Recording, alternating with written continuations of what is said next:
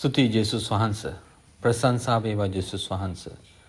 ස්වාමිනී ඔබ වහන්සේගේ වචනේ කියනවා මට කන්දට කතා කරන්න පුළුවන් කියලා. යේසුස් වහන්සේගේ නාමයෙන් මේ වෛරසයට මම සාප කරනවා. ඒ උණ රෝගයට මම සාප කරනවා.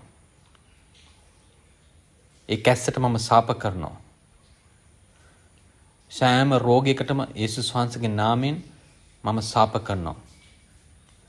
ඔබ වහන්සේ හරියට අත්තිකා ගසට කතා කරාක්සේ ඒ මරුණාසේම එසේම ඇදිහිල්ල ඇතුව මම යේසුස් වහන්සේගේ නාමයෙන් සාප කරනවා.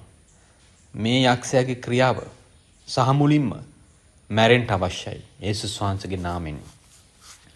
මගේ ශරීරයෙන් එළියට යන්න අවශ්‍යයි යේසුස් වහන්සේගේ නාමයෙන්. මුහුදට වැටෙන්න අවශ්‍යයි. යක්ෂයාගේ ඒ ක්‍රියාවට දෙවියන් වහන්සේ මවා ඇති සූදානම් කර ඇති ස්ථානය එයයි ආයිමත් කවමදාවත් නොයනතෙක් යන්ට මාගේ හදවතින් මම අවිශ්වාස නොකොට මම විශ්වාසය ඇතුව මේ දේ ප්‍රකාශ කරනවා. එම නිසා මේක සිදුවෙන්න යනවා. මේක දැන් සිදුවෙලා හමාරයි.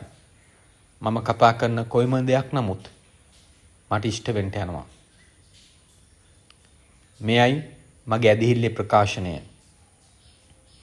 යේසුස් වහන්සේගේ නාමයෙන් මේ වෛරසය, මේ රෝගය, මේ උණ සහ මුලින්ම මැරලා ඒ තිබෙන්නා වූ මුල් වලින්ම මාගේ ශරීරයෙන් මාගේ අවයවය වලින් දැන් එළියට යනවා.